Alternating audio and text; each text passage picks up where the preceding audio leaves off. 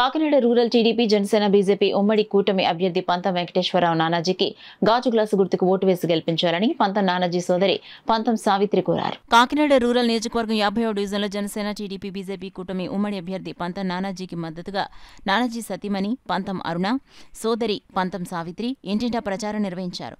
ఈ సందర్భంగా పార్టీ నాయకులు, కార్యకర్తలు, మహిళలు కలిసి కూటమి మేనిఫెస్టోనిచ్చి ఎన్నికల్లో గాజు గ్లాసు గుర్తుకు ఓటు వేసి గెలిపించాలని కోరారు. కార్యక్రమంలో జనసేన సిటీ వైస్ ప్రెసిడెంట్ నూకల నారాయణరావు, జన సైనికులు మల్లెపూడి ఈశ్వర్, యాళ్ల చక్రి, తాతీలు, వీర మహిళలు పాల్గొన్నారు. సంవత్సరాల నుంచి లాస్ట్ టైం 40,000 ఓట్లు ఇచ్చి మేమందరూ కూడా మద్దతు తెలిపారు.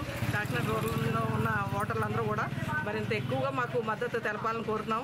ఓడిపోయిన ఎప్పుడు ఆయన ఇంట్లో కూర్చోలేదు. కరోనా టైంలో కానీ ఇంకా ఏదైనా ఆపదలు వచ్చినప్పుడు కానీ ఆయన ముందుండి ఎప్పుడు కూడా సర్వీసెస్ చేశారు.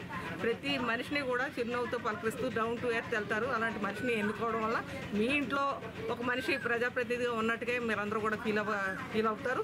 తప్పనిసరిగా మమ్మల్ని గెలిపించండి, మాకు మద్దతు ఇవ్వండి.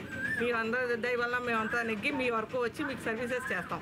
ఆయన చెప్తున్నది ఒకటే మాట, కనీస సదుపాయాలు లేకుండా మౌలిక సదుపాయాలు లేకుండా ఉంది కాకినాడ రూరల్ అంతా నియోజకవర్గం. ఆ మౌలిక సదుపాయాలకి ప్రత్యేకించి కాన్సన్ట్రేట్ చేస్తామంటున్నారు. అట్లాగే డ్వాక్రా మహిళలకి ఉపాధి అవకాశాలు పెంపొందిస్తామని చెప్తున్నారు. అలాగే మనకి ఎస్సీజెడ్ ఉంది, మరి బోల్డ్ పరిశ్రమలు వచ్చి డెవలప్ అవడానికి అవకాశం ఉంది. మరి ఎస్సీజెడ్ మీద కూడా ఆయన ఫోకస్ చేసి స్థానికంగా పరిశ్రమలు ఏర్పాటు చేసే అవకాశం బలపరిచి తద్వారా ఎక్కువ మందికి లోకల్గా ఉన్న నిరుద్యోగులైన యువతకి ఉపాధి అవకాశాలు కల్పించడానికి కూడా అవకాశం ఉంటుంది. ఇవన్నీ కూడా ఆయన సెల్ఫ్ మేనిఫెస్టో కింద పెట్టుకుని కాకినాడ రూరల్ నియోజకవర్గంలో ఈ పనులన్నీ చేయాలని ఆయన అనుకుని బయలుదేరారు. సదుపాయం ఈ విధంగా అనేక రకాల సదుపాయాలు కల్పించడానికి మేనిఫెస్టో తయారు చేస్తున్నారు. ఇంకా పూర్తి మేనిఫెస్టో త్వరలో రాబోతుందండి. అది వచ్చిన తర్వాత మరింత మెరుగైన అవకాశాలు మనకు లభిస్తాయి.